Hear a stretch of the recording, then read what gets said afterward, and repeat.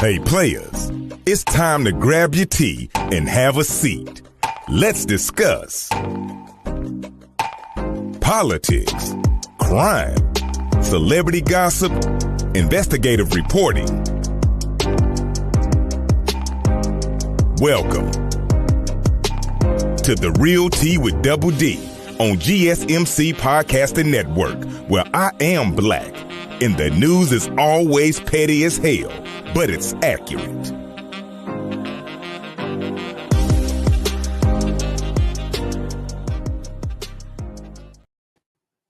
Hey players, welcome to a brand new episode of The Real Tea with Double D. Of course, I am your girl. I'm already fucking up. I am your girl, Double D, and we are on the GSMC Podcasting Network. So excited to be with you out tonight to record a brand new episode. How is everyone doing out there? Y'all, it's been a minute.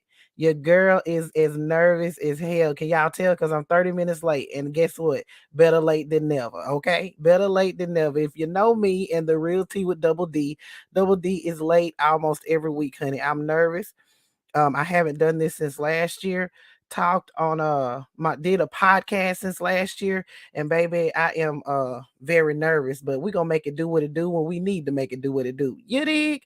In my Sakithia voice. So I'm so excited to be with you all here tonight in Facebook, YouTube, and podcasting world. You all that have been holding me down, still downloading my old podcast. I really appreciate it. I hope you guys enjoy this brand new episodes. Now, y'all know I usually have a sponsorship, but since this is a brand new episode and I just brought it back out of hiatus after haven't done one since November, so I don't have a sponsor tonight, but I thank you all for being here, and I really appreciate y'all for riding and flying with your girl, honey. It has been a hectic day indeed. I haven't been able to do much news because my job was jobbing once again, but hopefully things will calm down here by next week. But I think for the rest of the week, I'm gonna be flying on my job, so my little news is just gonna be a little bit sporadic, but it's gonna be here for y'all. Y'all know I do the best I can. I still gotta work, honey. I gotta make them coins. Now y'all go ahead and grab y'all tea, honey. Have a seat, because baby, we got to get into a frumpy to the motherfucking dump.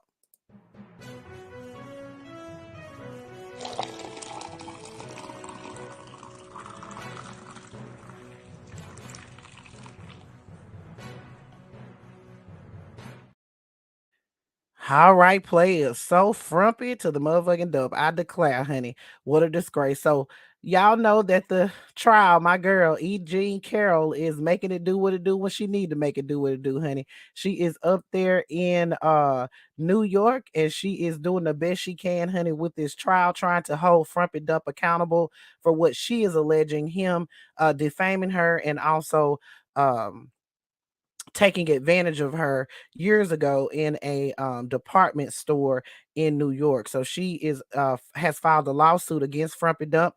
They have been on trial since last week, and honey, baby, the judge said that this trial may last about 6 weeks. Well, baby, we got some big news today, because according to reports, the trial is likely going to be rested by the end of the week, and they're going to start deliberations next week, because Frumpy Dump is not putting on a defense at all.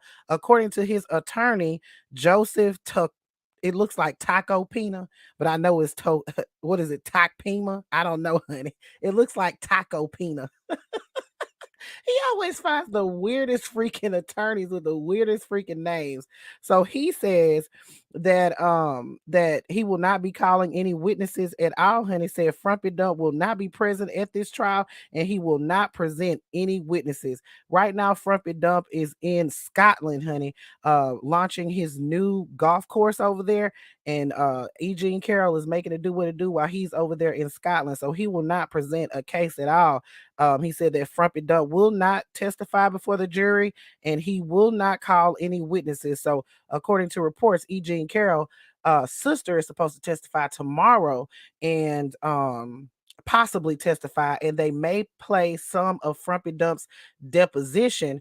And then she is planning to, her attorney may be making closing arguments either tomorrow or at the latest Friday. So they may begin deliberations at the beginning of the week, next week, according to the attorney. Now, they said this trial is going to last 6 weeks.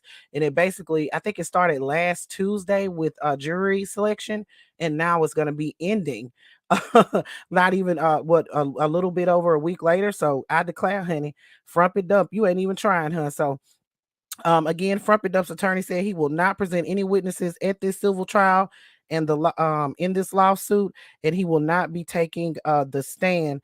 Now the judge said that the judge said that they plan to call an expert witness. However, that witness was unable to testify due to a health condition.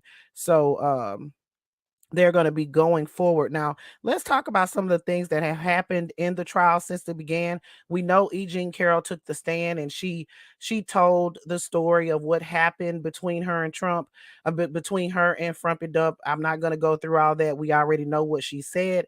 But then there was some other witnesses that were called in this trial. The lady that was the manager of the department store at the time, she described the layout of the store and how on the 6th floor where E. Jean Carroll's assault allegedly took place, it was often vacant. Like, it was really not a lot of people up there. According to reports, that's what she testified and said.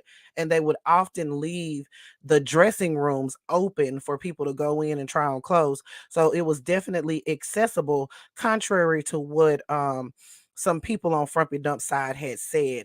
Now we had some other witnesses to testify in this case, and that is E. Jean Carroll was able to get the judge to approve two of Frumpy Dump's accusers actually testified. One was Natasha Stronoff, and this is her right here. She testified that Frumpy Dump took advantage of her in, excuse, I'm sorry, y'all, that's the wrong one. Oh, child, come on, Tiffany, get it together. Here she is. That's Jessica Leeds. I'm sorry. This is Natasha Stronoff, and she testified that Frumpy Dump took advantage of her in 2005 at the Roach Motel Mar-a-Lago in Palm Springs, honey. She testified that Frumpy Dump, she came there to interview him, and she alleges that Frumpy Dump groped her and did some other things, and the whole thing did not stop until a butler actually came in and stopped the whole thing. She said that Frumpy Dump shut the door, started kissing her. Her voice quaked as she started narrating the alleged incident and wiped tears from her eyes. She said that the turn of events left her speechless. She said, "No words came out of me. I tried." Throughout the trial, Frumpy Dump's legal team questioned her testimony, and that why she didn't scream, why she didn't say anything. According to an expert psychologist, excuse me, I'm sorry, I'm not supposed to read that. So, oh my God, I'm messing up, y'all. Get it together. So, okay, let me backpedal. So they asked her, did she scream? She said no. So Stronoff also said that the alleged assault only ended when the butler walked in the room, and she testified that she testified because she didn't want to tell anyone because she was afraid of Frumpy Dump's retaliation and ending her career. She proceeded to say that during the rest of the interview that she didn't mention the alleged incident in the article that she wrote about Frumpy Dump and Melania. According to her, Melania was pregnant at the time. Um, so yeah, and Jessica Leeds, she testified, and this is Jessica, not Jessica, I'm sorry. Yeah, Jessica Lee, she testified that this happened in 1979 on a plane. She said that Frumpy Dump, he grabbed her bazooms, and it was like he had 40 zillion hands, and it was a tussling match between the two of us. And it was when he started putting his hand up her skirt, and it kind of gave her a jolt. She said that she was scared, she really didn't know what to do, and she managed to wiggle out of her seat and went storming back to her own seat. uh these accounts were very riveting during the courtroom. There were audible gasps from the audience when she was testifying, and it was very telling. Now she also testified because Frumpy Dump has indicated that both of them were not, all three of them actually, Eugene Carroll, Natasha, and Jessica, were not his type. And he said that she wouldn't of leads, he said she would not be my first choice. He said that as he looked at a photograph of her, he said, look at her words. You tell me, what do you think? I don't think so. That's what Frumpy Dump had to say about Jessica Lee. So she testified that Frumpy Dump, honey, did all of those things, and she was horrified by the entire measure. Now, there is a couple of things that we can look forward to in during the rest of the trial. Really, wish uh it was broadcasted live, but it's not. They're gonna play they may play Frumpy Dump's deposition from where he testified about his experience with E. Jean Carroll from his perspective.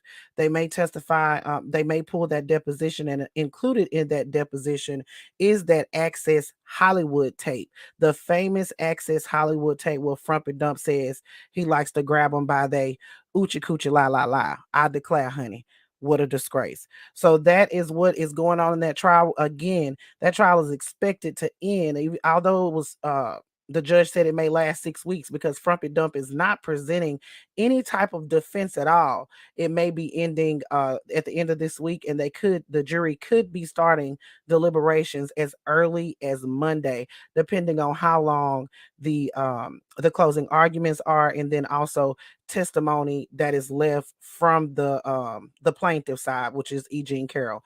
Again, the defense is planning to present nothing.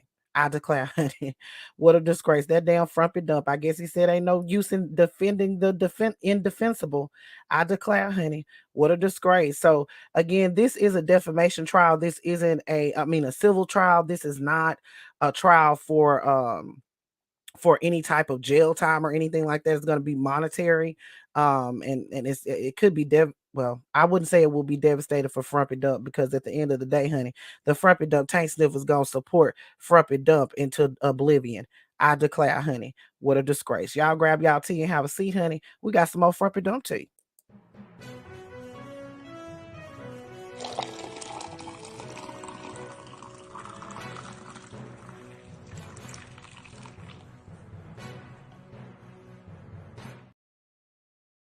All right. So, according to reports, honey, a judge has tossed Frumpy Dump's lawsuit against the New York Times, and he also ordered him to pay all the legal fees for the New York Times and Mary Trump.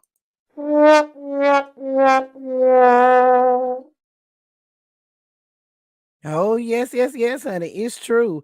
Frumpy Dump, the judge ordered Frumpy Dump to pay those legal fees for his niece, and also pay the legal fees for the New York Times. Now, the New York judge dismissed the former president Frumpy to the motherfucking dump lawsuit against the New York Times on Wednesday, saying that the newspaper's Pulitzer Prize winning investigation into his finances was clearly protected by the First Amendment. When Frumpy Dump filed the lawsuit in 2021, he accused the paper and three of his reporters of conspiring in an insidious plot with his estranged niece, Mary L. Trump, to improperly obtain his confidential tax records for a series of stories published in 2018. In the ruling filed on Wednesday afternoon, Justice Robert R. Reed, a man after my own heart, of the state Supreme Court in Manhattan, wrote that Frumpy Dump's claims against his niece, the New York Times, and its reporters fail as a matter of constitutional law. Mm, mm, mm, mm, mm.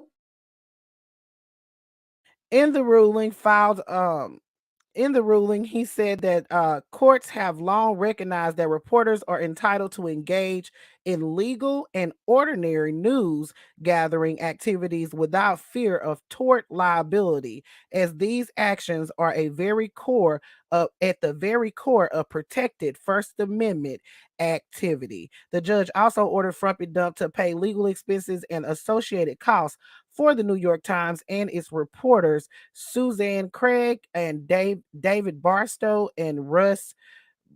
Y'all know I'm gonna fuck up his name, Brunetner. I guess that's how you say it, honey. Y'all know me with names. I declare. The New York Times issued a statement saying that they are very pleased with the judge's decision. It is an important precedent reaffirming that the press is protected when it engages in routine news gathering to obtain information of vital importance to the public. In a statement, Frumpy Dump's attorney, guess who it is, y'all? Elena Hababa. She said, "We will weigh our client's options and continue to vigorously fight on his behalf," though she did not specifically address whether Frumpy Dump's lawyers would appeal the ruling. Now, y'all know Frumpy to the motherfucking dump. Y'all know what he gonna do. He did that shit. Guilty. He's gonna definitely file an appeal. I declare, honey, what a disgrace. The Times reporters went well beyond the conventional news gathering techniques permitted by the First Amendment. All journalists must be held accountable when they commit civil wrongdoings. I declare, honey, what a disgrace. So, how long y'all think it's gonna take Frumpy Dump to file an appeal? He gonna try to take it up there and try to scurry it on to Clarence Thomas. He gonna try to take it to the Supreme Court. I declare, what a disgrace. But you know what I think about that? I'm here to tell you right now, we don't care. Let me tell you something. We don't care. We do not care, honey. We do not care because, in our opinion, you lost. You fucking lost. I declare, honey, what a disgrace. Baby, we moving on from front because I got some news coming out of Kentucky. Baby, it is damn ridiculous and a hot boo-boo shitty mess. Y'all grab that tea. It's time to spill.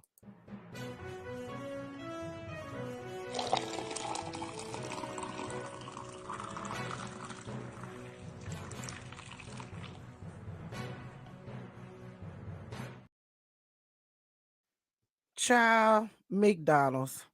I declare, honey, what a disgrace. So, a McDonald's franchise in Louisville, Kentucky has been caught with 10-year-old children working at the restaurant, and they didn't even pay the babies.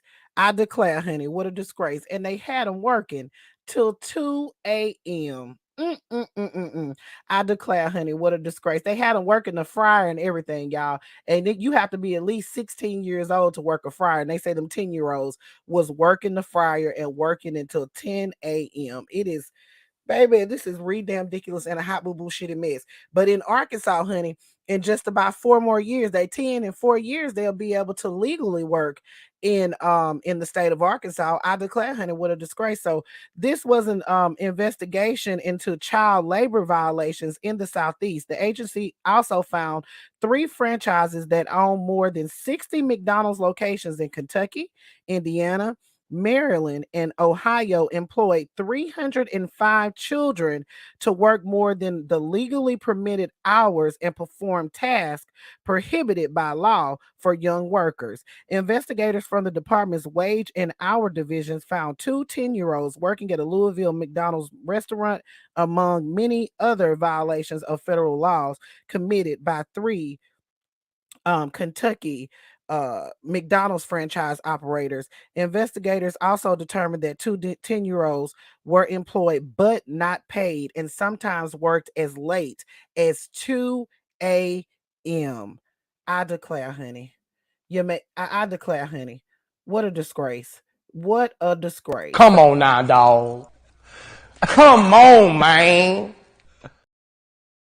Tiffany Boyd, the senior vice president and chief people officer at McDonald's USA, told CNN, "These reports are unacceptable, deeply troubling, run afoul of the high expectations we have for the entire McDonald's brand. We are committed to ensuring that we are committed to ensuring our franchises have the resources they need to foster safe places for all employees and maintain compliance with labor laws. The franchisee was Breyer Food LLC, and I'm going to spell that for you in case Double D saying it wrong. Is B as in boy, A as in apple, U as in uh Ukraine, E as in elephant, R as in rainbow. Foods LLC. They confirmed to CNN that the two 10-year-olds allegedly employed were children of a night manager who were visiting their parent at work and were not approved by the franchisee organization management to be that part of the restaurant. Two of the other franchisees, Archways, Richwood, and Bell Restaurant Group, did not immediately respond to requests for comment. The three franchisees face a combined fine of $212,754 in civil money penalties for child labor violations. Um, the um, the labor director said that too often employees fail to follow the child labor laws that protect young children. Um, the agencies, under no circumstances should there be ever be a 10-year-old child working in a fast food kitchen around hot grills, ovens, and deep fryers. I declare, honey, what a disgrace. It's ridiculous. I mean, I work in an office and I'm just gonna have to keep it a stack. Last summer I had to bring my babies to work with me, but I work in an office.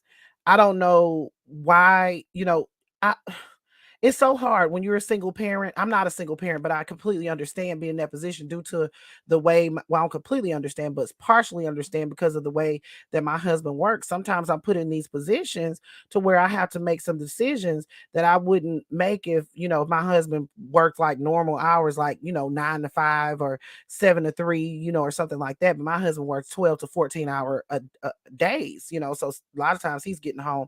The kids are going to bed. He's going to bed before he's going to bed, leaving before they go to sleep. So, before they wake up, excuse me. But I don't understand bringing your kids to work and then having them frying things. They're 10 years old, having them working behind the ovens. I do not understand that. Now, if they was just in the restaurant, they had to lay down. Mama had to make money. You know what I'm saying? They over there. I've been to work with my mother. My mama was a manager at Walmart. I used to go to work with her when I was younger, and she would leave me in the break room. I would have books and colors and all that kind of stuff. Sometimes I would go out on the floor with her, help her stock, but I know that my mother would not allow me to be cooking and doing things like this. So much so that people thought I was employed there, so much so that an investigation found that it appeared that they worked there. I mean, they had to have some type of evidence to make that sort of claim. It wasn't that they was just in the restaurant because their mother or father or whoever worked there. They were in there performing work duties. It's completely unacceptable and it's dangerous and it should have never ever happened. I declare, honey, what a disgrace. That's just it's just terrible. It really is. All right, players, we're gonna go ahead and move on to the next subject. That McDonald's definitely need to be held accountable, that franchisee, and they need to figure out what's going on with that person that had to bring their child to work like that, because that's just wasn't cool. All right, players, y'all grab y'all tea and have a seat. We moving on, honey.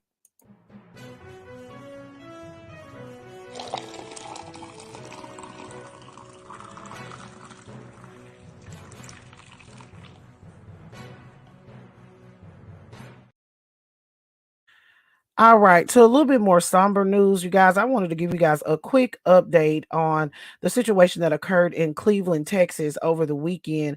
As we all know, 5 people were murdered, and I'm going to go ahead and put their photo because I haven't. That's not it. Here, these are the 5 people, including a 9-year-old that was murdered in Cleveland, Texas, after Francisco Arpiza went on a rampage against his neighbors because they asked him to stop firing a weapon in the yard because children were sleeping. Now, he went on the run for a little bit and authorities were looking for him. And yesterday they were finally able to secure him. But when they did that, they they also arrested the wife. So I have a little bit more information. Let's take a look at this video and get some of the details from the authorities and what they were able to find when they arrested Francisco Arpiza. With great news, the suspect is in custody. I have just left Montgomery County Jail where he was taken, and he has been magistrated. He now will be taken to my jail. We now have this man in custody.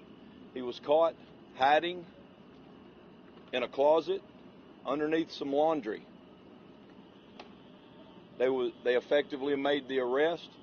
He is uninjured, and he is currently being taken to my facility in Cold Springs. You received the tip at 5:15 p.m. and the arrest was made at 6:30 p.m. No, ma'am, nobody else is in custody tonight, and I'm assuming that they are still at the house questioning the people that were at the house where the suspect was arrested. Just any formal criminal charges filed, do you know what those are yet? Murder. 5 counts of murder? 5 counts of murder. $5 million bond. Not capital murder? $5 million. No, sir. Thank you very much. Not at this time. United States Marshal Service, Texas DPS, as well as the United States Border Patrol BORTAC team. Those 3 elite agencies were the ones who brought this fugitive into custody. Now, that was an update that we got last night. Again, the wife has been arrested. I don't know if it's like aiding, abetting, or anything like that, but Francisco Arpiza has been taken into custody. I have his booking photo here. And he was found in Cut and Shoot, Texas. Cut and Shoot, Texas. You know, it's just absolutely so sad what happened, and I'm glad that he was taken into custody. There was some controversy that happened when they was looking for him. The Applehead Abbott issued a tweet calling the victims illegal aliens, illegals, and it was just absolutely ridiculous. I wish that they would stop saying that. I don't know why they have to call people illegals, why they have to. I just hate that they do that, but it's a way to dehumanize people. And Applehead Abbott had to issue a retraction for that. So he's been arrested, and he's being held on a $5 million bond. His wife has been arrested as well, and authorities said that they will be prosecuted to the furthest extent of the law, and I do agree with that. Now, we don't know much about Applehead Abbott did say that this guy was an illegal as well, and that he was deported like 4 times or something, but according to the CNN report, they cannot confirm his immigration status at this time. So I do not know what it is at this time. I'm not too keen on going off of what Applehead Abbott says, so I'm just gonna have to go with what CNN says. We don't know his immigration status at this time. All right, players. Of course, here at the Blackuriate News, I'm sending my condolences out to the victims. There was a 9-year-old child that was life was stolen away from us. So I'm sending my condolences out to the families of the ones that were lost. These people saved other children in the house. According to reports, they were there. They were all gathered there because they were getting ready for a church event. They were all gathered there because they were getting ready for a church event. It's just so very sad. All right, players, y'all go ahead and grab y'all tea and have a seat. I got more tea.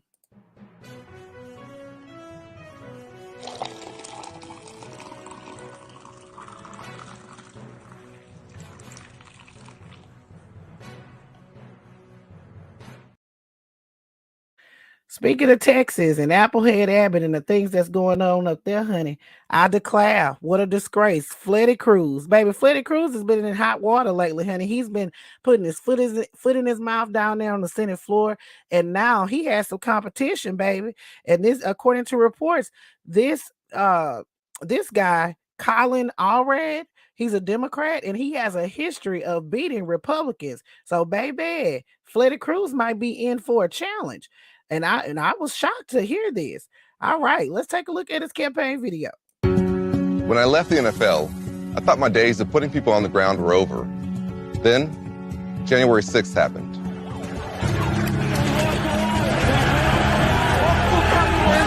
I remember hearing the glass breaking and the shouts coming closer. I texted my wife, "Whatever happens, I love you." Then I took off my jacket and got ready to take on anyone who came through that door. And Ted Cruz, he cheered on the mob. We will not go quietly into the night. Then hid in a supply closet when they stormed the Capitol. But that's Ted for you. All hat, no cattle. When Texans were freezing in the dark, he jetted off to Cancun. He'll do anything to get on Fox News, but can't be bothered to help keep rural Texas hospitals open. Spends months trying to whip up phony culture wars, but not a minute trying to raise wages or lower drug prices. The struggles of regular Texans just don't interest him. Well, they matter to me, because those struggles are the story of my life. Mom was raised in Brownsville and moved to Dallas. She was a public school teacher and worked 2 jobs to make ends meet. I never knew my father. So I made a promise to myself a long time ago that when I became a dad, I would do it right. Texas Democrat Colin Allred, he's a former NFL linebacker turned U.S. congressman. In 2019, Allred took the first paternity leave ever announced by a member of Congress. My family, my coaches, my counselors at the YMCA kept me on the right track. On the football field at Hillcrest High School and Baylor University, I learned the values that prepared me for life. How people can come together for something bigger than themselves. I took those lessons with me into public service. That's why I worked with Republicans to help our veterans, to pass a new trade deal with Mexico, and to bring high-tech manufacturing jobs back home. Because it was the right thing for our state. We deserve a senator whose team is Texas. But Ted Cruz only cares about himself. You know that. He wants to divide us, to get people to fear their neighbors and turn on their teachers, to ban books, outlaw all abortions, and cut Social Security and Medicare. That's not my Texas. My boys are 5th-generation Texans, and they'll learn that this state is full of generous people who look out for each other, where if you work hard and play by the rules, you can get ahead. That's how a working-class kid raised by a single mom can make it to the NFL, law school, and even Congress. We don't have to be embarrassed by our senator. We can get a new one. Some people say a Democrat can't win in Texas. Well, someone like me was never supposed to get this far. I've taken down a lot tougher guys than Ted Cruz. So let's get on the field and find out. All right, Colin. Okay, that sounds good. Okay, players. What y'all think of old Colin? Let me know what you're thinking in the comments, honey. I like him. I mean, he talk a big game. So he announced that he will be he's a U.S. representative for Texas, and he announced that he will be running against Freddie Cruz, and he announced this on YouTube. And according to reports, he has a successful history of beating Republicans. In 2018, Colin Allred defeated Republican incumbent Pete Sessions by nearly 7 points and almost 18,000 votes in an upset victory that landed Allred on Capitol Hill. Allred retained his seat for the next 2 elections, beating Republican challenger Genevieve Collins by 6 points in 2020 and sailing to victory again in 2022 when he beat Republican challenger Antonio Swad by nearly 33 points.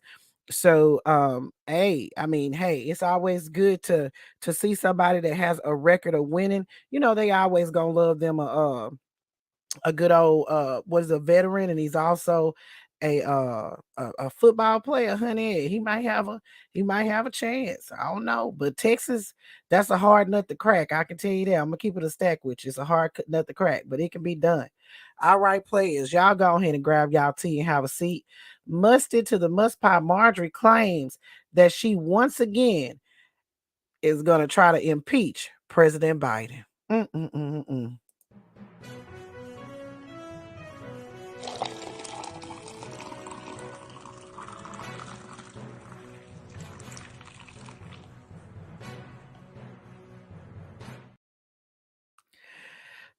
Players, musted to the Must Pot Marjorie. I declare, honey, what a disgrace. Now, y'all see what Must Pot is saying this at. I declare, honey, what a disgrace. Look over there in the corner. Lindell TV, Mike Lindell, the permanent L. So Musty Marjorie, once again, is dusting herself off and trying again. She's dusting herself off and trying again, honey. She said it's time for her to introduce articles to impeach President Biden again. She said she finally has the evidence. Y'all take a listen to what she's got. Well, this is where we are finding true proof linking Joe Biden exchanging money to make real policy decisions on behalf of the United States. It's pay to play. This is a true crime. And this was Joe Biden when he was vice president of the United States. Joe Biden took a money payment from a foreign national in exchange for policy decisions while he was vice president of the United States. This means that Joe Biden will be impeached, and this is the evidence that we have found out, uncovered in only a few months. A few months' time, we were able to do this. Thank God for the American people that voted to put Republicans in the majority and give us the gavel so that we could have subpoena power to go after the Biden crime family and everything they have done to sell out this country.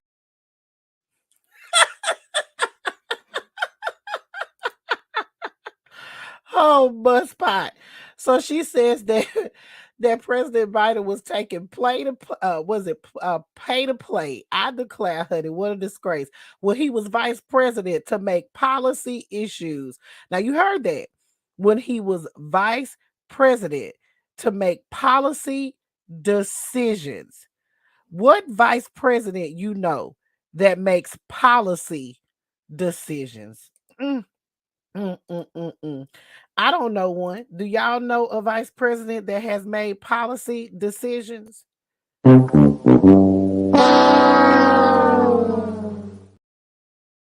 I sure don't.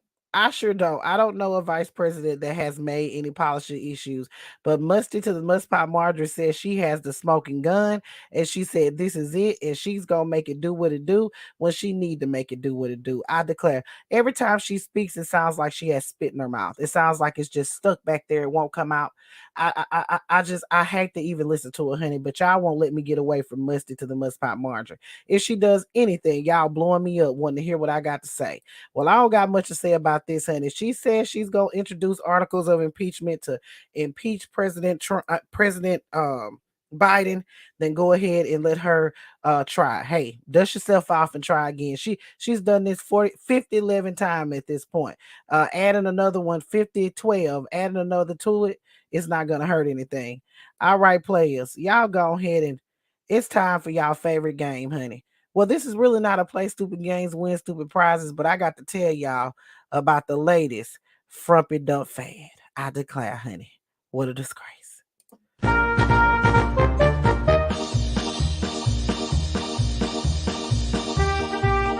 Players, it's time for another riveting episode of Play Stupid Games, Win Stupid Prizes.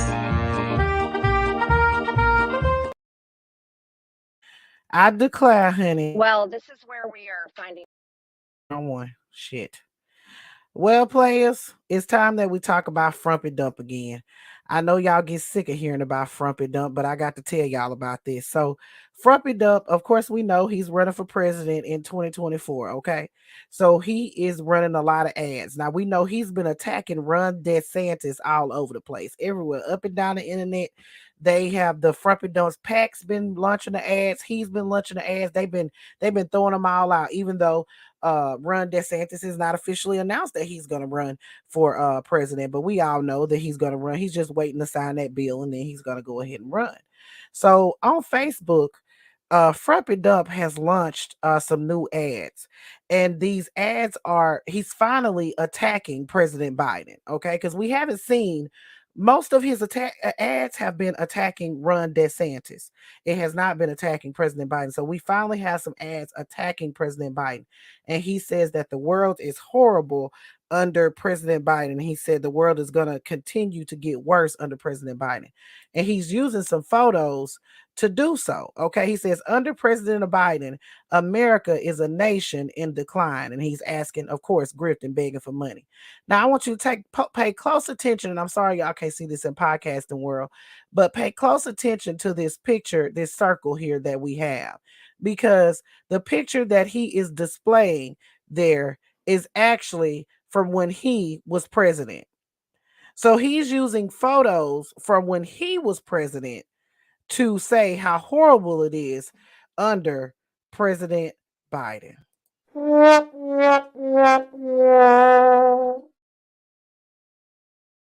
I declare, honey, what a disgrace. And he does this throughout this ad. The photo, this photo was published in May of 2020, not long after footage surfaces of police officers murdering George Floyd on May 25th of 2020.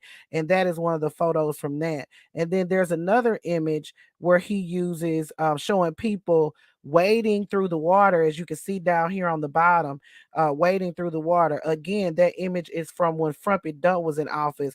The photo was captured by a photographer, Moses Castillo, and was distributed to media outlets through the Associated Press. And that was during Frumpy Dump's presidency. It's a photo depicting migrants crossing the U.S. border, and that was from when migrants crossing from Mexico to Guatemala on January 21st of 2020. So, excuse me, January 20th of 2020. That's right. Apparently, these people aren't even traveling north to the U.S. They're heading south, according to the stock image. So he is using Facebook to sell this false narrative and using photos from his very own presidency. I declare, honey, what a disgrace. But we all know it's frumpy to the motherfucking dump. Come on now, dog.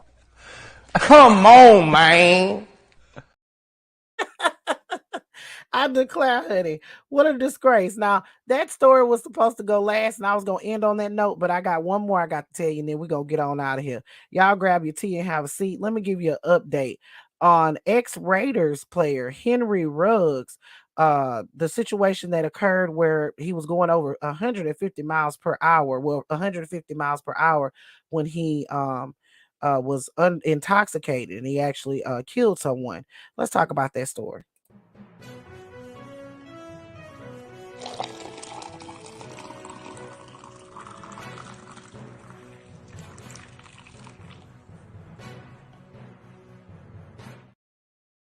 Baby, when I tell you, when I reported on this in 2021, honey, I got a lot of smoke from the people, honey. They was upset to the highest level of upsetness that I will report on this. But, honey, I don't start a report that I can't finish. So yesterday, and I want to know what y'all think about this, so make sure you put it in the comments. Former Las Vegas Raiders wide receiver Henry Ruggs III pled guilty to a 2021 high-speed crash that killed a woman. His attorney said Ruggs will plead guilty to felony count of DUI resulting in death and a misdemeanor manslaughter, which carries a sentence of 3 to 10 years in prisons. His attorney said in a statement that this is the first step toward a fair resolution to this matter, and they look forward to closure for all parties involved. Now, on November 2nd of 2021, Henry Ruggs was traveling at a high rate of speed. They ended up concluding it was about 156 miles per hour when he got into a crash with Tina Tinter. And let me show you her because I have her. May she rest in peace. Her animal was also, her dog was in the car with her. Ruggs crashed into the back of Tina Tinter's Toyota RAV4 at 3:39 a.m. on November 2nd, 2021.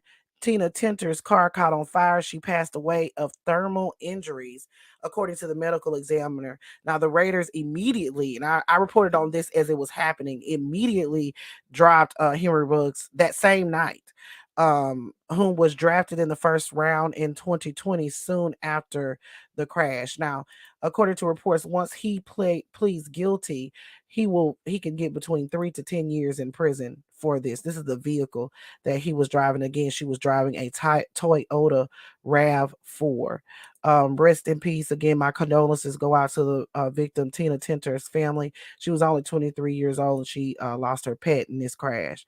So he is expected to officially plead guilty on these charges and face whatever the judge gives him, I guess, between that 3 to 10 years in that plea agreement. All right, players.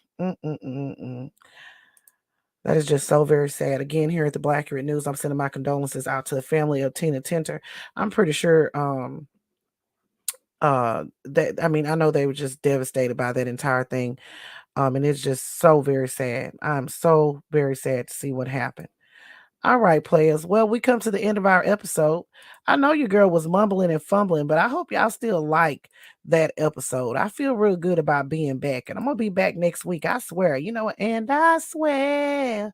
You know I love y'all, man. I love y'all. Y'all stayed up and waited for me and everything. I really hope. Yeah, 156 miles per hour, Miss Shirley. I declare, honey. That was terrible. And he was under the influence. So I really hope y'all enjoyed this brand new episode of The Real Tea with Double D. Thank y'all so much for being here on Facebook and YouTube. I really appreciate it. And all of y'all out there in podcasting world, players, the ones that are in here, if y'all want to listen to it again and you're riding in your car, just make sure you check out wherever the podcast is streamed. I really want to try to impress GSMC Podcasting Network and get a really good boost back. So if y'all feel like it, if you got Amazon or Spotify or Apple or any of those, and you want to listen to The Real Tea with Double D, please take that time to download. I really appreciate y'all, man. I appreciate y'all out here so much, and I hope y'all have a great night, and I will see y'all later. I'll see y'all next week for a brand new episode of The Real Tea with Double D. Peace. Thanks for listening to The Real Tea with Double D. Remember to support by following on Facebook, Instagram, TikTok, and Twitter. And subscribe to the website to keep the tea piping hot at BlackurateNews.com. That's BlackUratenews.com.